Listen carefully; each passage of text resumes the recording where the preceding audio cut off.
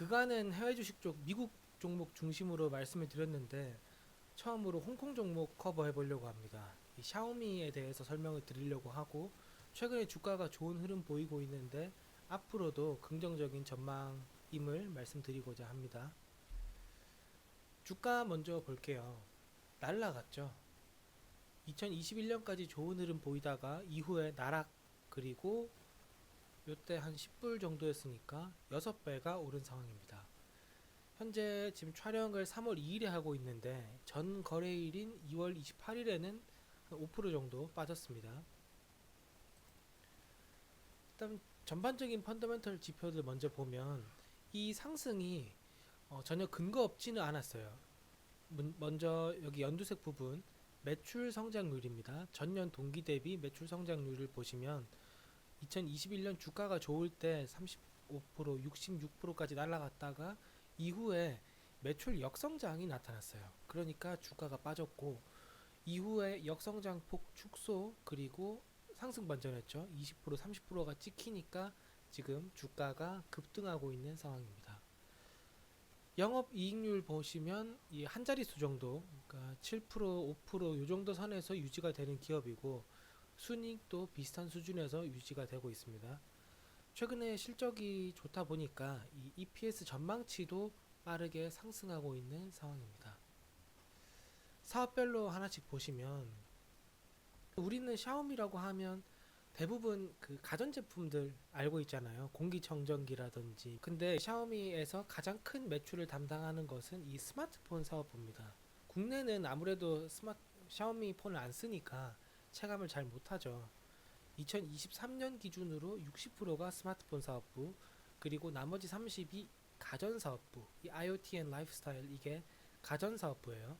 세탁기도 만들고 뭐 공기청정기 이런 것들입니다. 그리고 이 초록색 부분 10% 정도 담당했던 게 인터넷 서비스, 그러니까 광고 부분이에요. 자사 스마트폰에 탑재하는 OS나 이런 데 광고를 하는 그런 서비스라고 보시면 되고, 매출 비중은 요랬고 이 기타가 또 1% 정도 있었습니다. 근데 이 2024년도부터 기타가 빠르게 상승하고 있죠. 2024년도에 전기차 사업에 진출을 했거든요. 그것이 대박을 치면서 한 해 만에 10% 담당. 그리고 이후에도 이 회사의 먹거리가 어딘지는 딱 보이죠. 이쪽에 지금 집중을 하고 있는 상황입니다. 조금 더 보면 이제 성장성을 볼게요. 가장 큰 사업이었던 스마트폰 2022년부터 급락했죠. 20%가 빠져버렸어요. 그러니까 글로벌 점유율이 많이 밀렸거든요.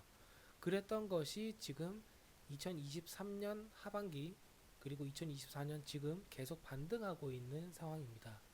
이후에 또 나오겠지만 중국 본토에서도 좋았고요. 그 외에 신흥시장에서도 전반적으로 다 좋았어요. 그리고 가전사업도 뭐 좋은 흐름 보이고 있고, 결정적으로 요 others, 이 전기차 사업까지 포함하고 있는 이 others가 지금 폭발적인 성장을 하고 있죠. 2024년에는 전기차 런칭하면서 급등을 했고 그 이후에 올해도 180% 정도, 그러니까 실적이 3배 가까이 상승한다는 것이죠. 자세한 내용은 뒤에서 다시 한번 볼게요. 이 회사가 저는 참 좋게 전망하는 것이 바로 요겁니다. 이 회사의 이제 전략인데요. 휴먼 칼 홈, 그러니까 사람이 쓰는 가전 그리고 자동차, 그 집안의 모든 가전들 요거를 다 연결하겠다는 거예요. 차에서도 안에 있는 단말기를 통해서 집의 세탁기를 켜고 끌 수 있고요. 뭐 에어컨도 조정할 수 있고 폰에서 차도 조정할 수 있고 이렇게 된다는 거죠. 사실 이 정도로까지 통합적인 서비스를 제공하는 가전회사는 현재로서는 없죠. 애플은 요 전기차 없죠. 삼성도 요거 없죠. 그러니까 이 회사는 충분히 이 프리미엄을 받는 것이 마땅해 보인다는 것이 저의 생각입니다. 그간 이 가전사업 쪽에서 대륙의 실수라고 한국에서도 인정을 받았고, 이 샤오미 스마트폰은 글로벌리 지금 시장 점유율 3위거든요. 국내에서는 거의 안 쓰니까 저희가 체감을 못하지만 스마트폰도 인정을 받았고, 그리고 여러 걱정 어린 목소리 속에서 출시한 전기차 또한 대박을 친 상황이에요. 최대 사업부인 스마트폰 사업 조금 자세하게 보면 요거는 시장 점유율 차트예요. 그러니까 23년까지 이렇게 빠졌다가 24년에 회복하고 있는 상황이죠. 1위가 삼성전자고 2위가 애플인데 애플과의 격차가 상당히 축소된 것을 볼 수가 있어요. 이렇게 된 배경은 앞서 말씀드렸듯이 신흥 시장에서 좋았던 것이고, 이 성장률을 보면 중동 지역에선 YOY 70% 성장했고 아프리카 45%, 동남아에서 40% 정도, 그리고 라틴 아메리카에서도 40% 정도 출하량이 증가했습니다. 인도를 보시면 샤오미의 스마트폰 주요 지역에서 다 2, 3, 4등, 뭐 좀 안 좋으면 5등 뭐 이 정도예요. 이런 상황에서 작년에 샤오미 주가의 급등을 만들어냈던 이 전기차, 딱 이 모델 하나 지금 나와 있거든요. 판매가 너무 잘 되니까 목표량을 13만 대로 상향 조정했습니다. 그런데 이것도 상회한 14만 대를 팔아버렸어요. 생긴 것도 좀 모델 3랑 비슷하게 생겼죠. 이 모델 3를 이기겠다 해서 나온 모델이고, 이 전체 기간, 그러니까 2024년 3월부터 12월까지 전체 기간으로 보면 테슬라의 모델 3가 더 많이 팔렸어요. 하지만 10월부터 월간 판매량으로 보면 이 SU7이 이기고 있는 그런 상황입니다. 그리고 2025년 판매 목표는 30만 대 수준. 실적 측면에서 보면 이 GPM은 좋았어요. GPM은 10% 후반대로 테슬라나 BYD 이런 수준의 GPM이 나왔고, 신흥 브랜드에서는 1위예요. 샤오미의 SU7이 샤오펑이나 지커, 니오 중에서는 1위예요. 그리고 20만 위안 이상의 모델에서는 1위입니다. 압도적으로 1위죠. 그리고 준준형 이상의 세단에서도 판매량이 1위입니다. 그만큼 잘 나가고 있다는 것을 강조드리고 싶습니다. 그리고 이번에 또 좋은 뉴스가 나왔죠. 샤오미 같은 경우는 스마트폰 DNA를 갖고 있기 때문에 이 SU7도 그냥 SU7, SU7 맥스, SU7 울트라 이렇게 트림이 나뉘어요. 갤럭시랑 비슷하죠.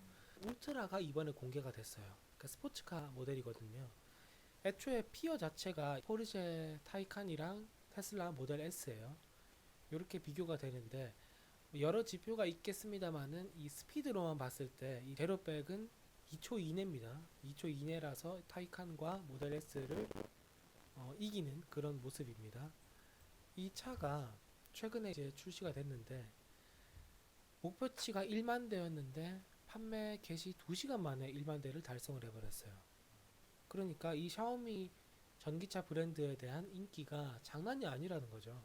그러면서 주가가 계속 좋은 흐름 보이고 있습니다. 그리고 이제 올해의 모멘텀은 이 SUV 모델입니다.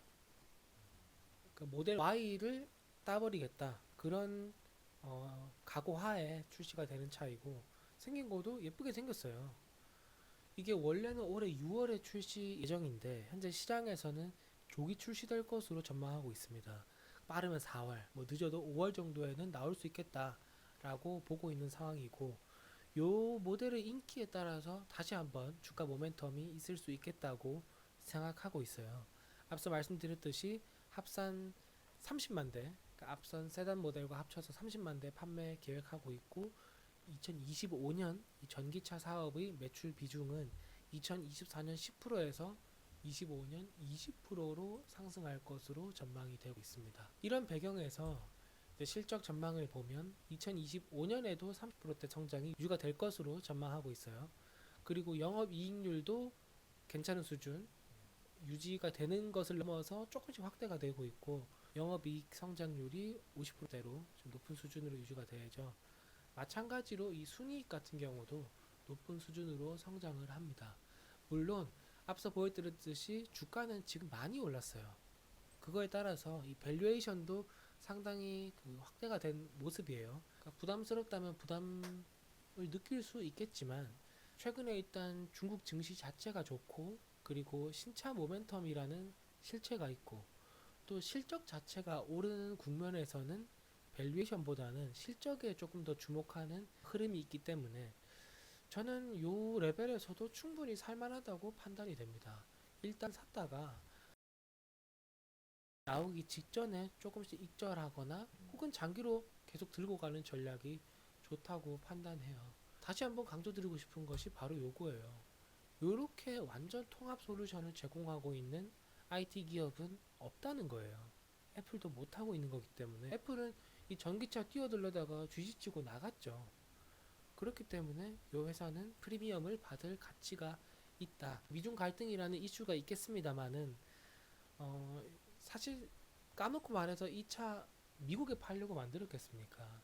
중국이랑 그리고 신흥 지역 그리고 유럽 쪽 이 타겟이기 때문에 단기 변동성은 있을 수 있겠지만 장기적으로 충분히 보유할 만한 회사라고 판단합니다.